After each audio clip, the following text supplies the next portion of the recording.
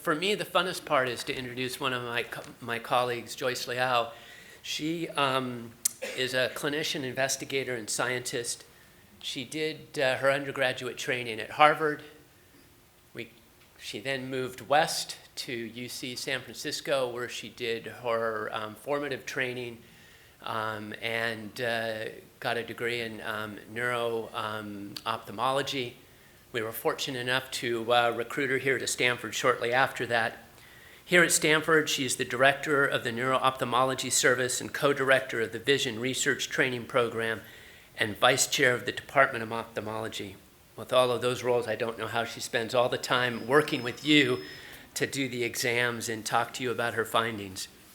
She really is an international expert in ophthalmological imaging and the eye-brain network, and she really focuses on studying eye behavior during functional and visual tasks to really learn and understand what leads to visual dysfunction in the real-world setting. And many of you have met her. She's really been phenomenal in helping us understand how to engage with participants when we see the ophthalmological abnormalities that we've seen in some of you, and helped us figure out how to relate those findings back to you. And so I look forward to hearing her talk, Eyes, the Windows to Your Health. Joyce, thanks.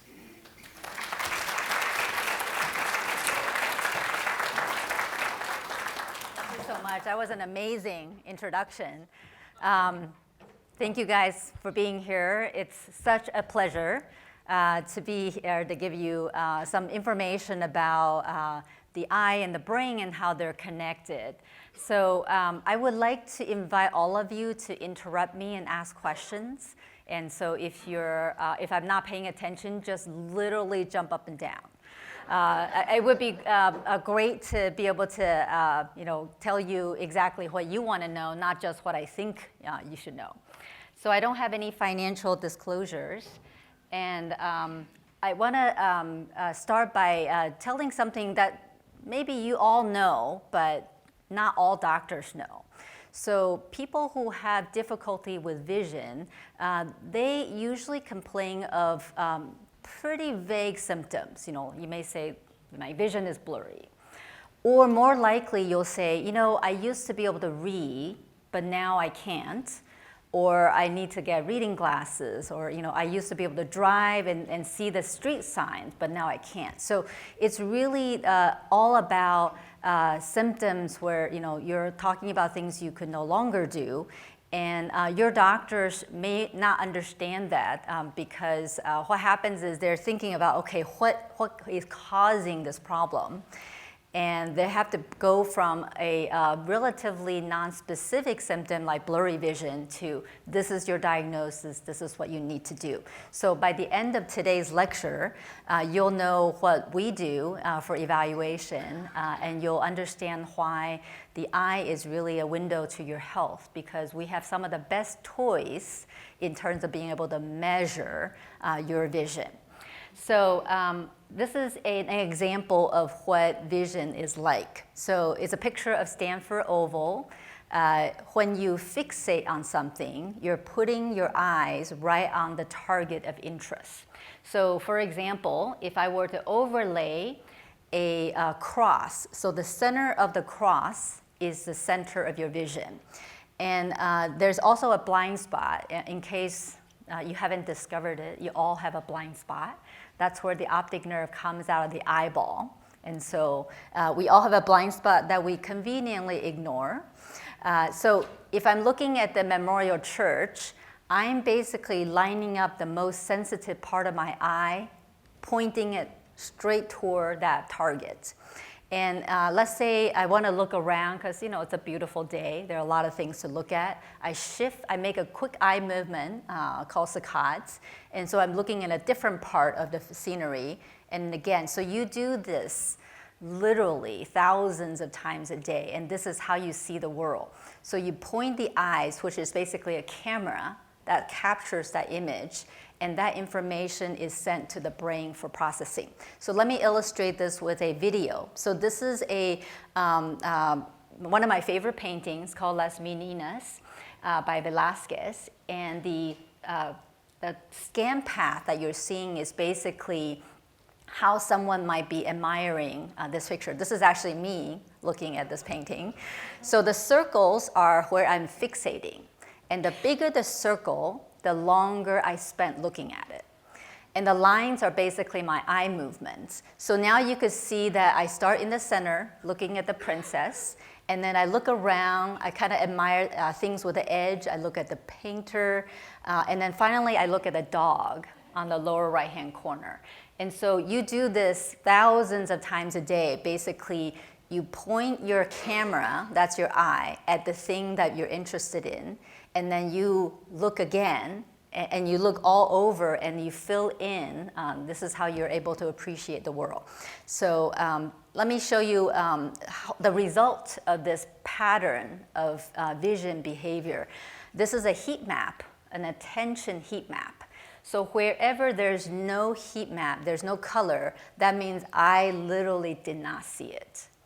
Okay, so you are basically looking at me right now, talking to you, and you're pointing your eyes toward me, so you see me. I'm like a huge heat map in your attention.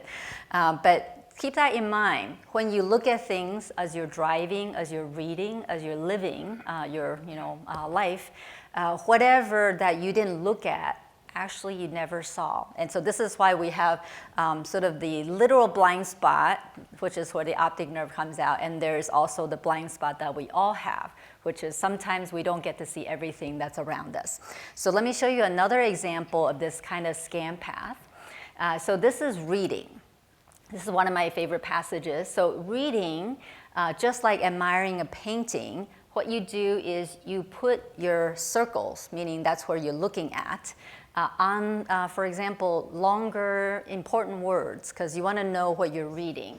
And then for English, you read from left to right, and then you go down the line. And so you often may skip the prepositions. You do a lot of filling in. But reading is a very important pattern. And you can see that unlike the painting, reading, there's a particular pattern to it, based on the way that we are able to understand language. And so again, if there are words that we don't read, you didn't see it. There's some words that we may be, like longer words, for example, we may have to go back and reread. And so that's actually how reading could be slow if you're rereading. And so this is a way that we can measure how someone reads. And in fact, we're studying this in my lab at the Stanford Eye Institute. So here's a India movie. Golf 909 transmitting in the blind guard. Disengage, repeat, disengage. I hope you can hear me. Every circle is a middle schooler watching the Incredibles movie. And what you'll see is most of the circles are in the middle of the screen. This is why after you watch TV or movie for an hour, you feel like a zombie, because you literally are sitting there looking at the center as the scenery is changing around you. But when there's a moving target, you can see the circles following it.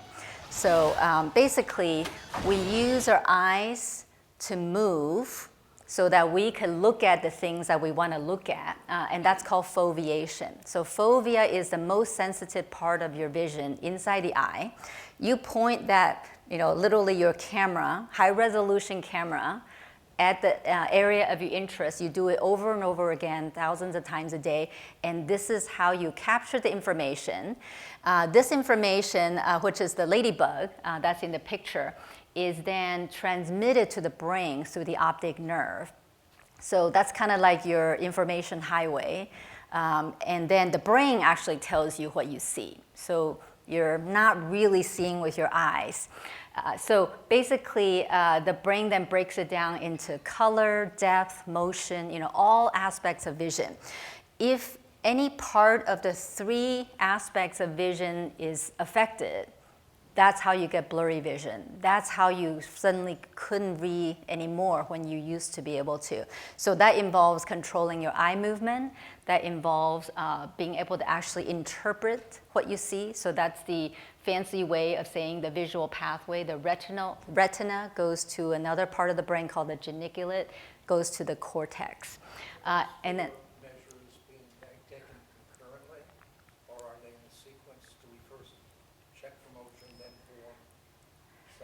It's actually simultaneous. So you could think about the retina as like a camera. It takes a picture of the whole thing, and then it breaks it down into action potentials that's transmitted, and then the brain actually then re-expands that information. And The breakdown is motion first because that could be dangerous, or are all of them going on? So that's a very good question. So we actually could detect motion in our peripheral visual field much faster than the high resolution vision that we use in the center of the vision.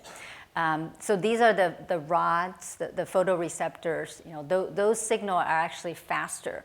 So we're talking about difference of milliseconds. So it's pretty fast in general, but we do detect motion a little faster because if there's a tiger running toward us, we would like to be able to run the other direction. And so that's part of the reason why that process is so fast. I should tell you the other thing that's really fast about our vision is the system that stabilizes our vision. So it's called the vestibular ocular reflex. So every time you take a step, your head and your eyes are actually, there's a reflex that perfectly compensates for that. So you're not dizzy. And so you take a step, the world does not bounce because of that balance system. So that system is also very fast because otherwise you'll feel like everything is moving as you take a step, walking at the park, for example. Okay, so let's talk about how we examine this eye-brain network. So when I say eye-brain network, I really mean the eye, the optic nerve, and the whole brain apparatus that tells you what you're looking at. So the eye is really the window to that entire network. And so this is why having good toys is a good thing, that we can measure vision. So to examine your eyes, there's some basic aspects. So we want to make sure that your eyes are able to properly focus on the fovea, the back of the eye. And so that's where some glasses, I wear glasses. I see some people wearing glasses in the audience. So the glasses help make sure that the ladybug that I showed earlier is properly, sharply focused on the fovea, the best part of your vision. So visual acuity is how well you could read like a tiny little print. One of those things that the doctors force you to read tiny little letters. That we need to know if you're able to see really small print. What is the smallest that you could see? And it's actually great that you're here because next year is 2020. So, you're all going to be in good shape for a 2020 year. So we also check the pupil light reflex. This is a part of the autonomic nervous system. It's the parasympathetic nervous system precisely. So though it's a reflex, you don't have to read any letters. We just check to see if your eyes are reacting appropriately. That's how we could tell if the light and information is transmitted appropriately in each eye. This is why we shine a really bright light in your eyes. We also look at the front of the eye. We call that the anterior segment. And the back of the eye, the inside of the eye, is called the posterior segment. So in the front, there are all kinds of things that could happen. Dry eye is practically an epidemic, especially in the wintertime when the heat is on and your humidifier is not on. So this is really common, easy to fix, just some good eye drops. Anyone who needs advice on good eye drops, come up to me afterwards. Cataract is a common age-related phenomenon. Make sure you're wearing your sunglasses when you're outside so the UV ray doesn't hit you and induce a cataract formation. We also look at the back of the eye. We call it the posterior segment. So this is actually the part of the eye that's capturing the world, right? This is where the retina is located, the fovea. Some of you may know about the macula, which is another name for the most sensitive part of the eye. So we put on what I call my alien headgear, with a bright light and look at the back of the eye. So sometimes the optic nerve might look very swollen like this. So you're going to learn about how to look at the optic nerve during this talk. Sometimes it looks cupped, meaning thin. And these could indicate different problems. So these are all issues that could affect that information highway that's taking your eye information and preventing it from successfully getting to the brain. So if there's a traffic jam and the cars are not flowing, it's as if nothing is happening, right? It's as if the road doesn't exist. And so that's why we look at the back of the eye in order to make sure that everything is healthy, being able to detect and transmit that information. A picture of a healthy? Yes, that's coming up. Yeah, in fact, there'll be a healthy example throughout, so you'll see the examples shortly. The visual field study, basically we need to know, are you seeing the left side of your world? Are you seeing the right side of your world? Are you seeing everything? And so if some of that is missing, then obviously your vision is going to be off. And we would do eye imaging and sometimes brain imaging. So brain imaging is not part of the baseline study, but sometimes we do use that to help us visualize the rest of the brain. But just through eye imaging, we can actually see a lot, as you will see. Go ahead. Is the dilation handled quite independently of the brain? Automatic eye level. So you mean pupil Your pupil dilates. Does that send to the brain and I can say dilates? Oh, very good. Yes, I will. So his question is, when the pupil dilates, is that just the eye or the brain is involved? So the autonomic nervous system is absolutely connected throughout. So it's connected from the eye to the brain, and there are specific nerves that regulate that. And so when you're excited, you just found that tiger running towards you that you detected with your peripheral vision. Your pupil get large because the sympathetic nervous system is kicked in. Your brain stem gets all of that information, and it's actually sent, it's both sides. So, essentially there's a simultaneous connection, and then the rest kind of, takes care of itself. But the autonomic nervous system is a type of peripheral nerve, and it's connected to the brain centrally. All right, so you asked about the normal optic nerve. So this is how an eye doctor sees you. So the right eye is on the right for me looking at you. So it's backwards. Basically, this is my right eye, which is on the left side when you're looking. Anyway, this is how your eye doctor literally sees you. Let me sort of walk you through it a little bit. So we look at the blood vessels, we look at the optic nerve, we describe the color. There are a lot of different parts that you could see. This is the most high resolution part of your body. So if you look at your nail bed, there are blood vessels there. If you look on the skin, there are blood vessels there. We could actually image those using some of the technology that I'll show you later. But there's nowhere that there is no filter. There's no bone, no filter. You just go right through the pupil, and there they are. And that's partly why we make sure that for the baseline study that we are taking these images and looking at the blood vessels, because it's going to tell us if there are changes related to high blood pressure, diabetes, or other things. So there are arrows that point to, because there are arteries and veins in the eye, and the arrows are pointing to veins at 12 o'clock and 6 o'clock position, and that's where, when we look in the eye, we can actually see the blood vessel pulsate. And if we see that pulsation, we know that your brain pressure is normal at that moment. So there's a video that I got from YouTube. Yeah. So hopefully you could all see that pulsation at 6 o'clock and 12 o'clock. So I do this routinely as part of the evaluation. So we don't need to do some fancy measurement. I could tell you your brain pressure is normal at that moment. So last but not least, part of the eye-brain network exam involves looking at the eye movement, because I just told you have to move your eyes repeatedly in order to see the world. So there are some basic things we look for. So I would ask the patient, look straight at this target. And this is an animation that illustrates that this person cannot hold the eyes still. because they're going up and down. Not on purpose, because they couldn't control it. Another way that we look at the eye movement is we look at it in motion. So look left, right, up, and down. Now, can you do that with the two eyes together? So this animation is an example showing that the left eye does not look all the way to the left. Okay.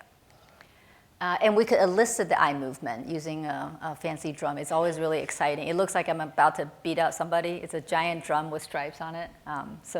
And we look at the alignment of the eyes. If the two eyes are not lined up, then you're going to get two images, which gives you double vision. And it's very, very annoying. So we measure all of these things. And sometimes people need to have a brain imaging study. So just to show you sort of some basics about eyes and how they move, the eyes have 6 muscles that's attached that allow it to move 3-dimensionally. And the 6 muscles are controlled by 3 nerves. So there are names that you don't even need to remember, but essentially what we do is have the patient look up. So that's controlled by cranial nerve number 3. We can have them look out. That's controlled by cranial nerve 6. Look down, that's number 3. And then look in is number 3. So number 3 is looking pretty important, yeah? So these are all the muscles that are controlled by cranial nerve number 3.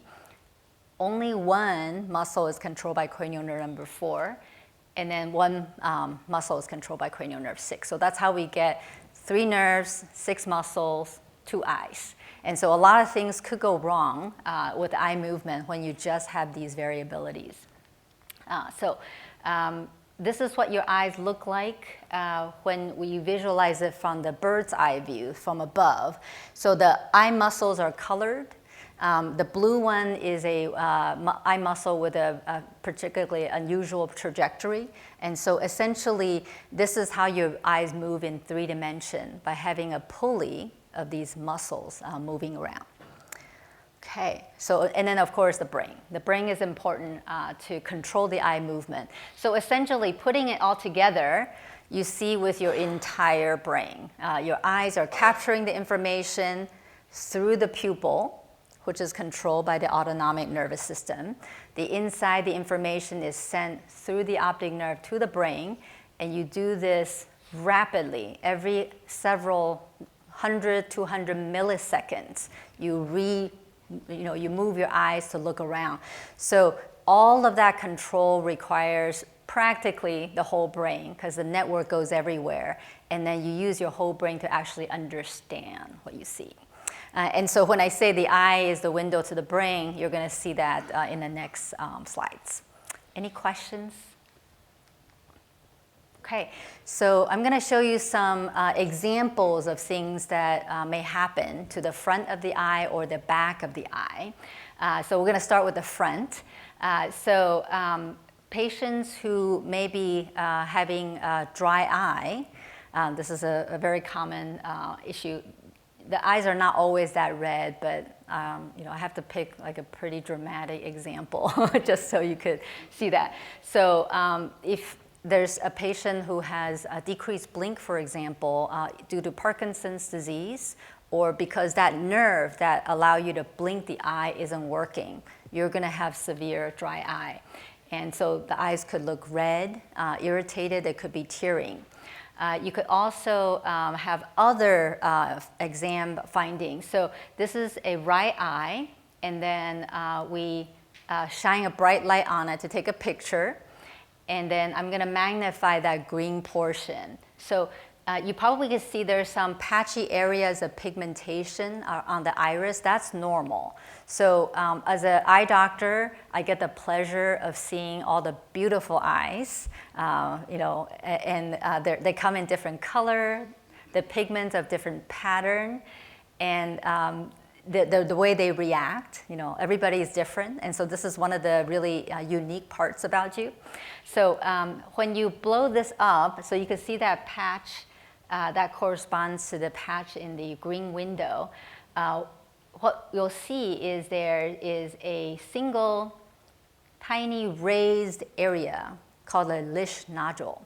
So you would not be able to find it if you didn't have this bright light, this magnification, and looking for. So these are features of certain diseases.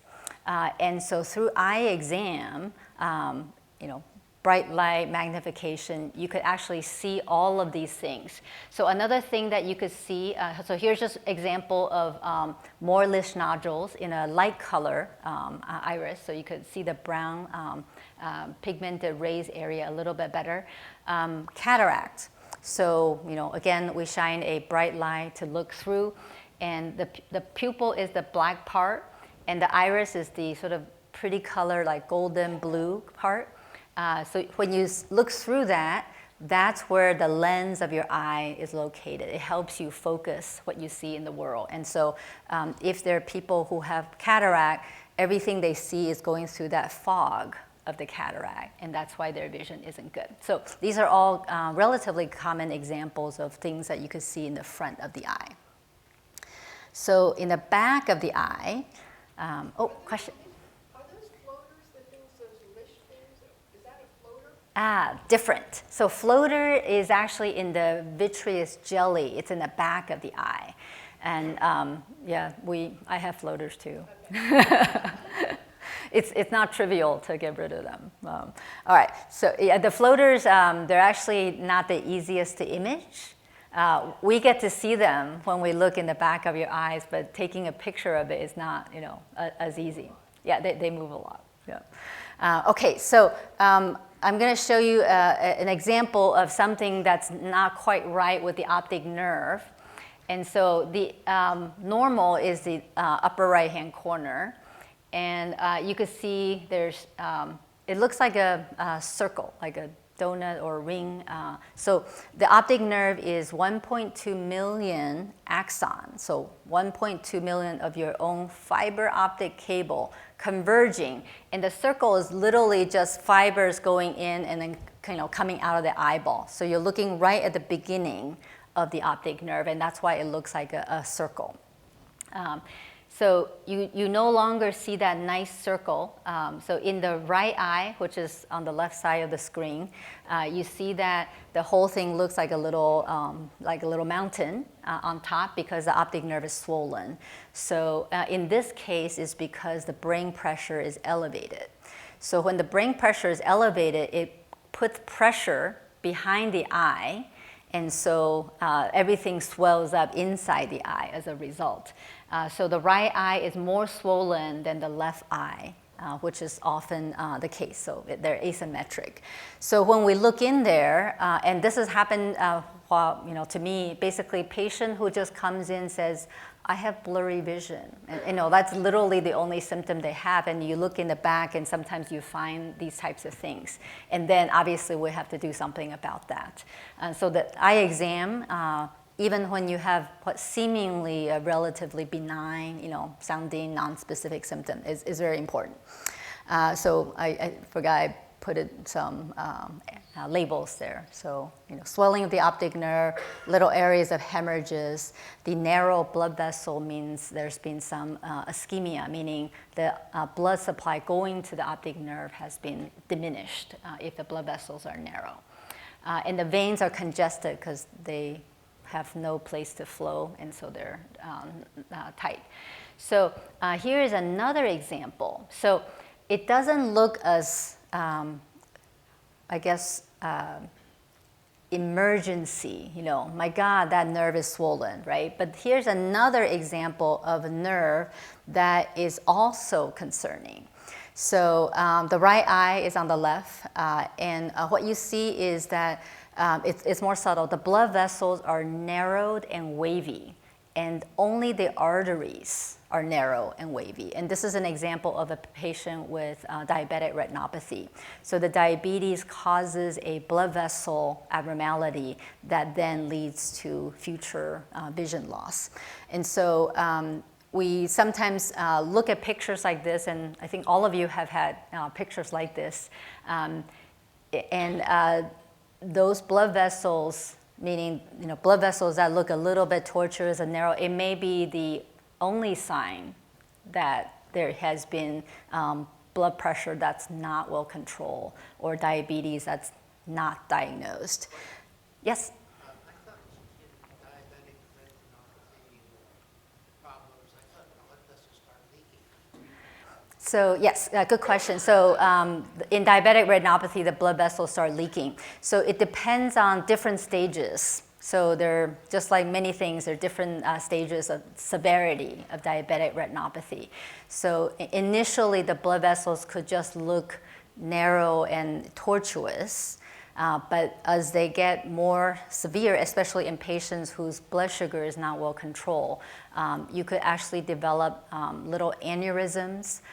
The blood vessels are fragile and they could hemorrhage and they could leak. And then they actually have what's called neovascularization, meaning there's basically low oxygen state. So your eye then tries to grow more blood vessels, except the blood vessels are not normal and they leak more.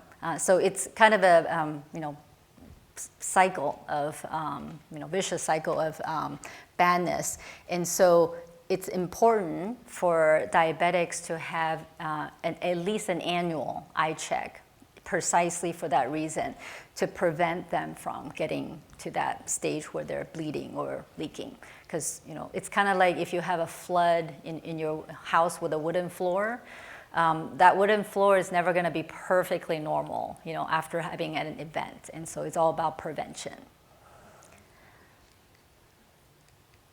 So occasionally we look back and it looks like something spectacular is back there. This is called a myelinated nerve fiber layer, and it's totally benign. So this is someone who was just born with this. The optic nerve is not myelinated inside the eye because we want to make sure everything is transparent and you could see. And then behind the eye, it becomes myelinated. And this is a process by which you could accelerate the speed of information transfer. So without the myelin, we literally would not see because the information is going very slowly from the eye to the brain. But by having this insulation around the cable, which is your optic nerve, you could accelerate that process. So this is just an example of somebody who the myelination started inside the eye.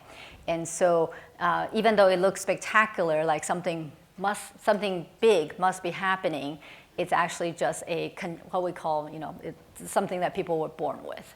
And so occasionally we'll see something fantastic like this, and it's totally okay. And unfortunately, no. Well, the information transfer is really fast already. What happens when you have a myelinated nerve fiber layer is all that white, it casts a shadow on the retina below. So the retina is unable to see, and so you basically have a extra large blind spot. So blind spot is the optic nerve, it's coming out of the eyeball. If you have a whole shadow around it, you just get an extra large blind spot. So you actually have vision loss. Yeah.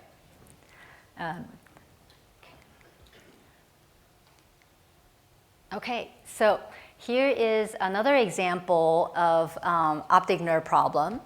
And so the left eye, which is on the right side, is normal. And in the right eye, you're not sure where the optic nerve is. So there's this sort of a little volcano, where the optic nerve ought to be. And so it's swollen. And there's an area that's dark. Whoop, hold on.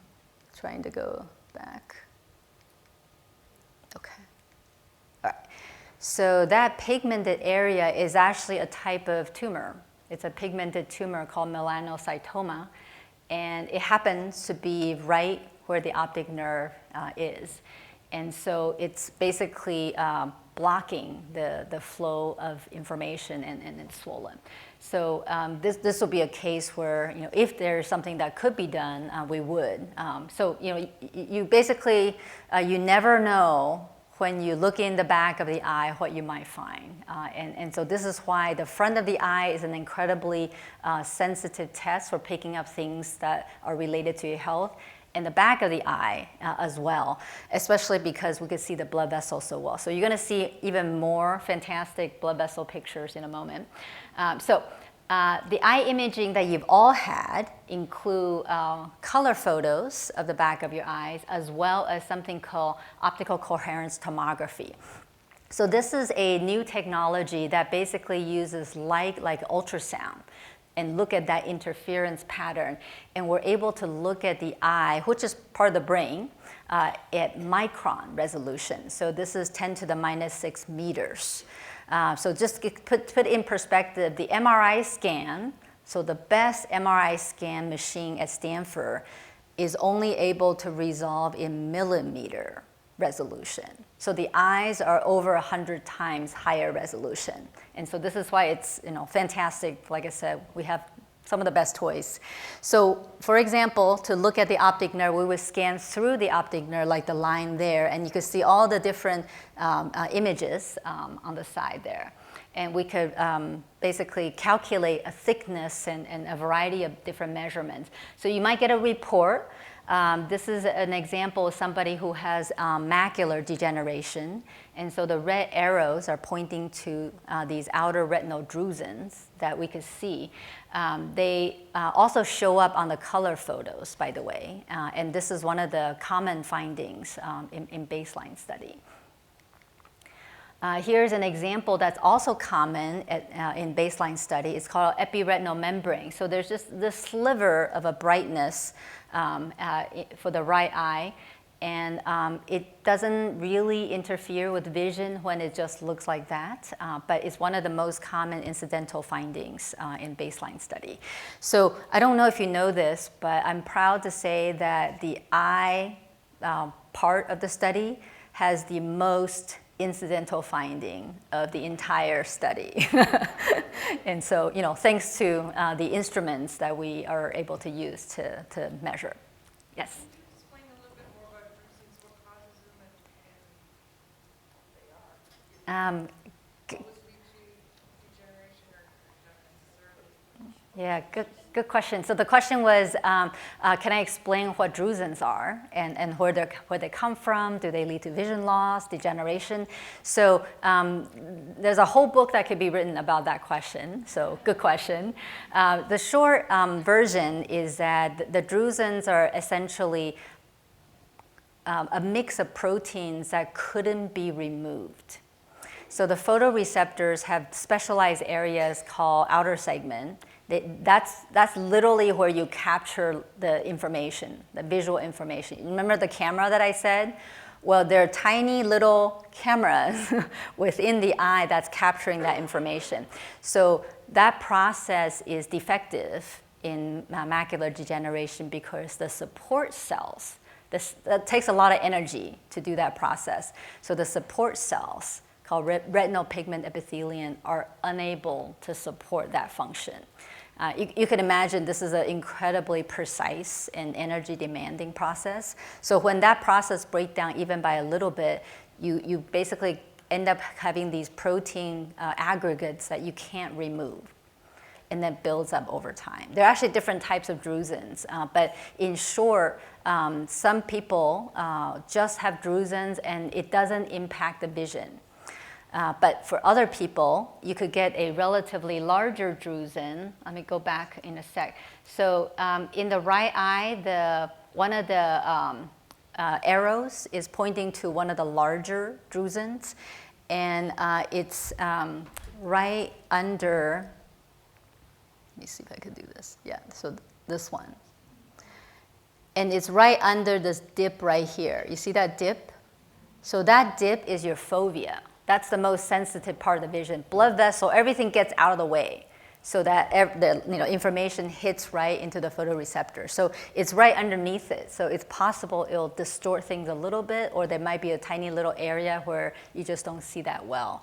I think the good thing is there is some treatment for macular degeneration, and many people never progress to losing vision, but there are some who do, and there are different stages of macular degeneration, just like there are different stages of diabetic retinopathy.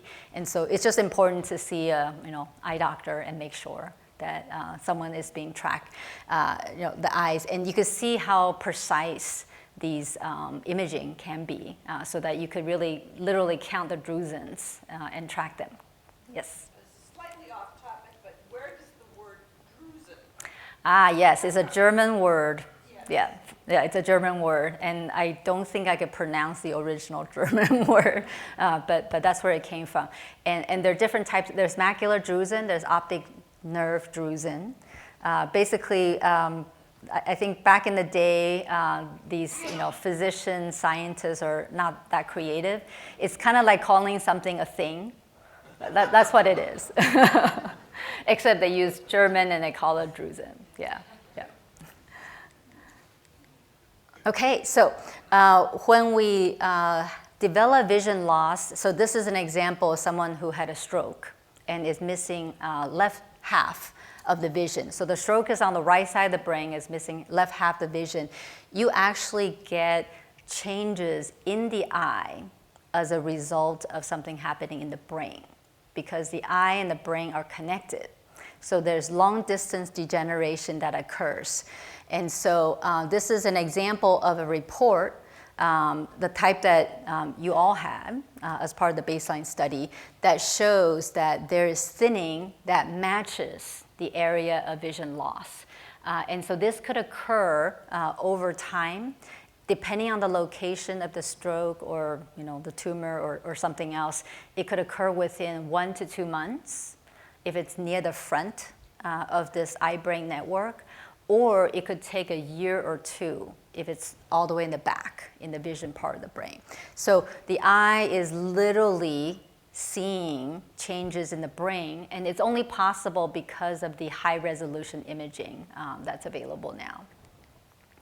So you could look at kind of eye imaging like brain MRI. So there are different patterns of thinning. So the pink is basically where the thinning is. So this is an example of somebody who has optic nerve problem just on one side. A different pattern may occur when somebody has a pressure on the optic chiasm. So a typical example is a pituitary adenoma. This is probably the most common brain tumor in adults. It will cause pressure on the optic chiasm, which leads to thinning just of the crossing fibers, giving you that pattern. And then the pattern that I showed earlier, where you have thinning just on one side that perfectly matches the what we call homonymous visual field defect. So you could do the imaging and actually see a lot that has changed. So this is a slide to illustrate what happens in the eye-brain network when something happens. So for example, if something happens at the optic nerve head, like an optic nerve stroke, for example, or glaucoma, you have thinning that happens in both directions, okay?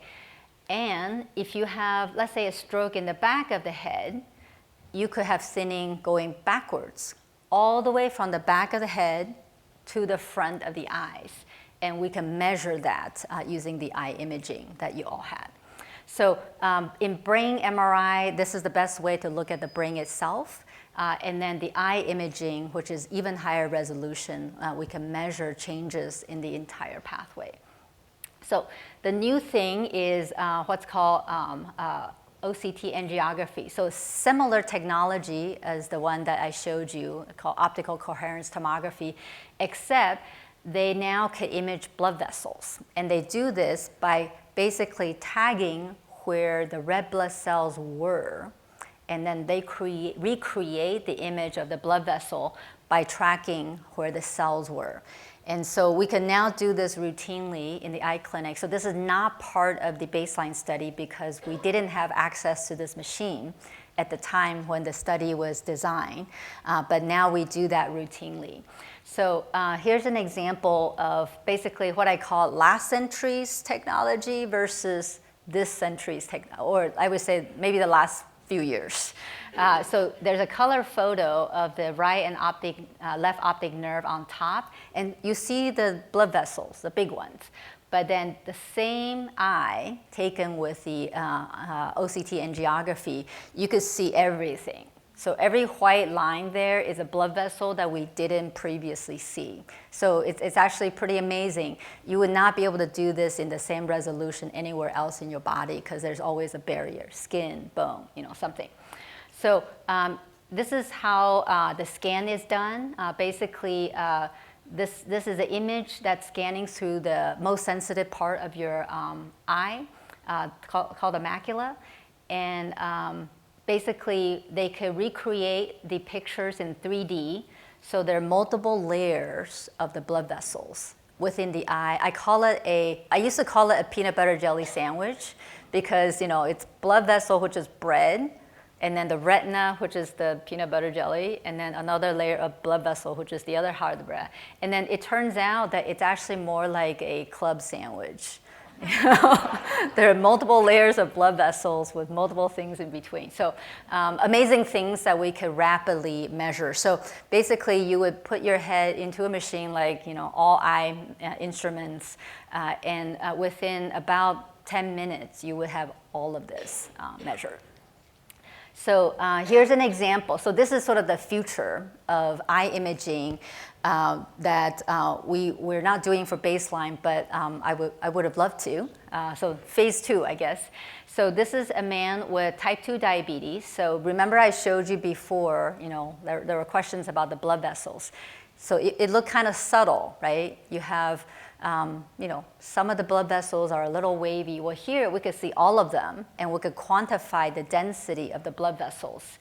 And let me show you another one. So here's another patient with diabetic retinopathy who's not well controlled, and all the blood vessels look kind of swollen and a little wavy, comparing the previous one versus this one. So this patient actually has more of a danger to the optic nerve, which is where all these blood vessels are around. I think I have some arrows just pointing to, yeah.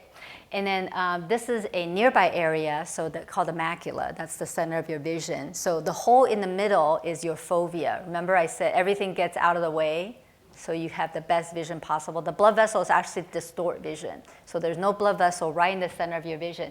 So we can measure all these fine blood vessels. We can look at 6 different measurements using our research protocol. Basically, we can look at the density of the blood vessels, the length of the blood vessel, the tortuosity, the complexity. So there's a lot that we could do, including blood flow. So by the way, this image is actually a blood flow study without using any contrast. So those arrows are pointing to the little holes where the blood vessels are unhealthy because of diabetes and have been lost. So you could detect the subtle changes before you get a hemorrhage. So eye imaging is in space. So this is an astronaut at the International Space Station who is taking pictures of his own eyes. So just like the way that you did it, meaning no dilation. Basically, we now know that in space, one of the most important reasons that we can't go to Mars is because of eye-brain problem. So the optic nerve is swollen, and nobody knows why. And so this is why they flew the latest version of this OCT machine up into the International Space Station. So we now can do these types of measurements in space. You heard it here first. Okay, so I have more cases, but I want to make sure that we have time to wrap up, so I'm actually going to move ahead. Yes, go ahead.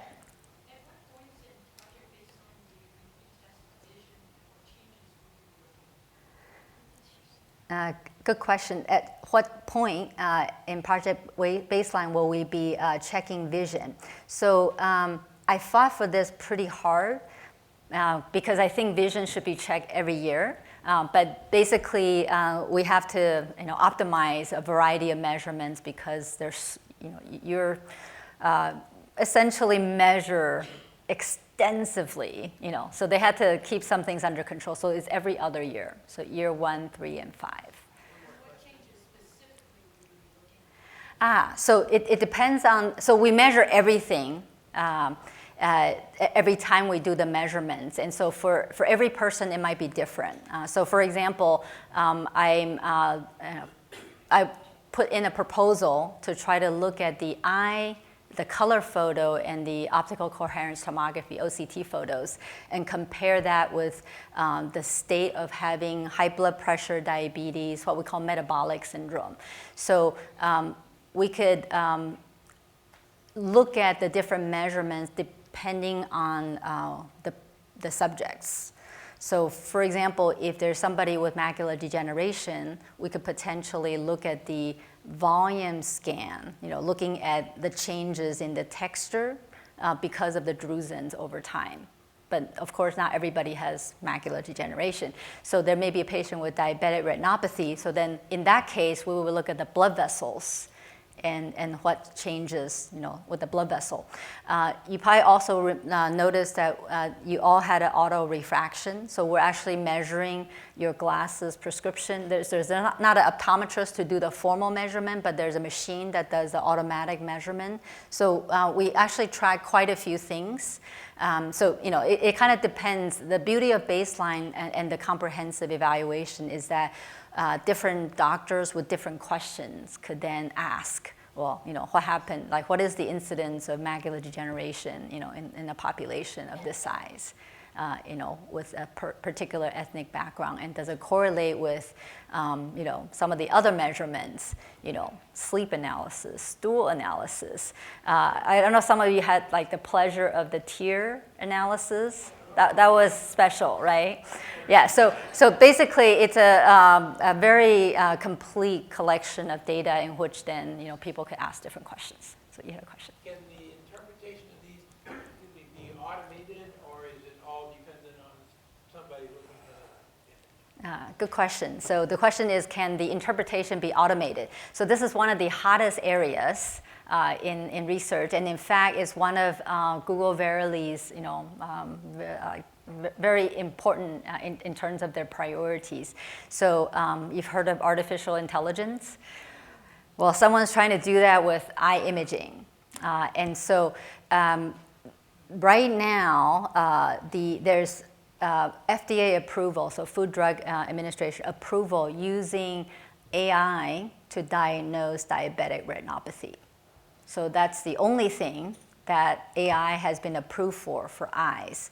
But essentially, what a lot of people are working on is algorithms where they could automatically have someone, you could walk into like CVS and get a picture taken, right? And then the picture can be read using artificial intelligence. And if the result is a certain pattern, then you automatically get referred to see an eye doctor. So there's intense interest in this area. But what you could see is that it's actually not trivial to do that, to put it all together. So even a smart computer like Watson. So Watson is basically famous because it beat the champion in Jeopardy. It won Jeopardy, a human contestant. So they took Watson and tried to modify so it will help diagnose cancer. And so there was actually quite a few years of project doing that. And so there's sort of a Watson equivalent for eye that is not FDA approved yet. But essentially, people hope that as a way of providing better prospective care, that maybe there could be some screening using artificial intelligence. Is information available for us at this point? Is information available regarding? Any eye exams? So you're talking about the baseline study. So I think the eye image is part of the effort in terms of providing results. So if you didn't hear from us, congratulations. It's a good thing. So basically, we actually have, at Stanford, we have 2 parallel tracks. So for the longest time, I was actually reading all the images that were flagged. And there's a reading center that's part of a basically established center for clinical trial that's also reading your pictures. So now they to make it easier, because I tend to go way too much into detail. They just have the reading center read at this point. And so if your images are read by sort of multiple layers, so there's the screening, people who are taking your pictures, they may flag something, but all the images are also being read by a professional reading center. And so if you didn't hear from us, congratulations. Yeah. All right, so I'm going to pick on people who haven't asked questions before. Go ahead. Where in the brain is scintillating scotoma? Good question. Where is the brain is a scintillating scotoma? Well, you could ask the same question about any form of visual hallucination, right? So the short answer is your brain. But we think it's coming from the back of the brain, the occipital part of the brain. And the occipital is actually quite complicated. There are probably something like 25 different major pathways that connect from the back of the brain, the vision part of the brain, to the front, to the side, temporal lobe, parietal. It connects everywhere. And so for scintillating scotomas, we know this is related to what's called spreading depression of Liao, no relation to me, that propagates along the surface of the brain, and that's why it looks like the way it does. And it starts from the vision part of the brain and goes forward. The other things like visual hallucinations are a little harder. So you could have simple visual hallucinations. We think that's pretty much in the back of the brain, in the visual cortex. But it could be a foreign object.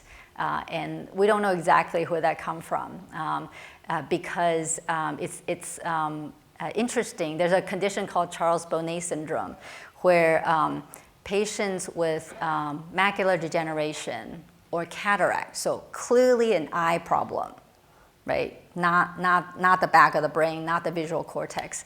An eye problem could give you vivid form hallucination of people, animals, buildings. And so it's thought that the hallucinations is almost like acting out because it wasn't getting enough signal. So we think of it as what we call deafferentation. If the eye isn't providing the proper information, the brain acts out, and that's how you get hallucinations. So I will let you draw your own conclusions and analogies. So if we didn't hear from you, do we definitely not have diabetes, or does that mean that we could have it and it just hasn't shown up in the eye? So the question is, if you didn't hear from us, does that mean you don't have diabetes? So there's blood tests that's done as well. So it's not eye is not the only thing that's done.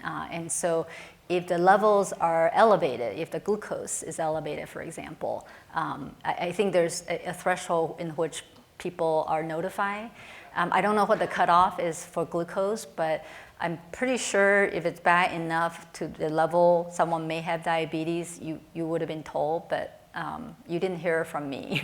We'll have to ask the people who actually do the reporting for the blood results. Yes? Do you think blue blocker glasses are relevant? Or? Do I think blue blocking glasses are relevant? So the blue blocking glasses are all the rage right now. They look super attractive. They're yellow. And they're based on the fact that if you have blue light going into the eye, that could actually affect the melatonin level in your body. And so that prevents you from getting a good night's sleep because your melatonin level builds up and it needs to stay high, and then you would fall asleep relatively quickly. So people think that it could help by blocking the blue light for people who use a lot of tablet, computer, phone at night. I think the bottom line is this. You should definitely turn down the brightness level. So you should all set the night mode for your devices. And for people who already have sleep issues and have a lot of difficulties, but for whatever reason have to use a lot of screen at night, you could consider trying that. It could be helpful. There are, of course, other ways of getting around a sleep issue. But I usually say try it. If it doesn't help you, you could stop. Here you go. Can you clarify the real underlying cause of, or the manifestation of glaucoma? This is actually a swelling of the brain that is causing the intraocular pressure to elevate? Good question. What is the cause of glaucoma? So, And the drugs that we use to reduce pressure, where are they working? Are they working on the brain? oh, good, good. Do the drops for glaucoma work on the brain? It's complicated because eye is part of the brain. So what is glaucoma? Short answer, no one knows. In fact, if you ask a glaucoma specialist, they actually literally can't tell you. It's an optic nerve problem that is progressively thinning and sometimes related to eye pressure. So for example, in Asians and people of different ethnic background, you may manifest differently. So Asians, most commonly, you'll have glaucoma with normal eye pressure. You know, African Americans, Caucasian, you're more likely to have high eye pressure as a cause of glaucoma. And so there's a eye pressure related component that we could treat, and we know it works no matter what your pressure is. Lowering it helps. But there is a neurodegenerative component that we don't have treatment for currently. So my research in the lab actually has we have some interesting molecules that we're looking at that may be causing glaucoma, but I'll wait to announce that when we've actually figured it out. But eye pressure, essentially, you could think of the eye as a balloon, a water balloon, right? So there's a certain pressure, otherwise it wouldn't look like a globe, you know, it doesn't have that shape. So we're basically affecting the fluid that's being made to maintain that shape. Yeah. Angle glaucoma as opposed to the other form? Yeah, so basically there's a drainage system for that fluid. So it's all bad when plumbing does not work. You all know this. So when the angle closes and plumbing doesn't work, the eye pressure shoots up. So, but it's not always the cause of glaucoma. Yeah, it's an optic nerve problem. There's some jokes I could tell at this point, but I won't. All right. So just to finish up, some things to remember for the eye-brain network. So with a baseline study, one of the most important things that it's just easy as part of the study, we will now know in a large number of patients how common are certain things. And I just told you the eye part has the most incidental findings. So I just cannot wait to figure out, is this common and what's most common and what does it correlate with. So we will also be scanning, year 1, 3, and 5, and hopefully many more years to come, so we could see what changes, in common things like just refraction, your glasses prescription, does that change over time? The cataract, does that change over time? The measurements of the cornea, front of the eye, measurements of the optic nerve, back of the eye, what changes in people who have no eye disease, but just normal age-related changes, right? And then the other things would be, in macular degeneration, do the drusens typically evolve over time? Does the volume, how fast does it grow? Diabetic retinopathy, what's the sugar like? Does it correlate with changes in the blood vessels? So lots and lots of questions that we could ask. So we evaluated part of the brain, meaning the eye, in the baseline study. I fought but was not successful in trying to get eye movement as part of it. But basically we actually measure quite a bit, as you know. And it's important to be, sorry, I think this is a little out of the order. So you want to make sure that if there's a symptom involving your vision, regardless of the eye, the baseline study involvement, make sure you see a ophthalmologist to get a good exam. It's always great when there are no bad problems, but you never know, and so that's why it's important. And then you could figure out how regularly do you need an eye exam. They're easy things that you could treat, update your glasses, treat the dry eye, take the cataract out. And then the things that are harder, like macular degeneration, diabetic retinopathy, glaucoma, and optic nerve stroke. So, lots of things that we're still working on to be able to make sure that you have the best vision possible. So I just want to highlight the eye imaging component. This is the fantastic way of being able to measure our brain function, and vision is just sort of one of the most accessible measurements in your brain. And so to summarize, the eye brings the world to your brain gives you vision, and then your vision allows you to have human experience. So when you have diseases of the eye or diseases of the brain, what happens is the whole network actually feel that change. We just can't measure it very well in the rest of the brain yet, but in the eye, we're able to measure that very precisely. And so these measurements allow us to be able to detect problems early, and so thank you for being part of the baseline study. I feel like you're contributing to that. So then we could do intervention as early as possible at the first sign of disease, and the measurements will also help us develop novel treatments so that we could one day cure blindness, glaucoma, macular degeneration. And so thank you for being part of that.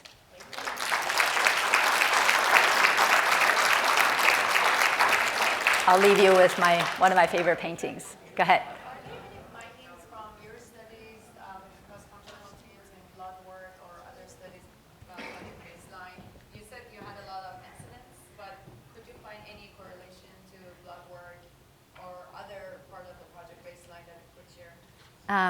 Good question. So we have incidental findings, but have we started to learn important things, correlating eye measurements with blood measurements, et cetera. So that phase is just beginning. So we are submitting proposals because there has to be enough data to look at. And so that's why they waited until now. So I've submitted a proposal and hoping to be able to look at some of these things.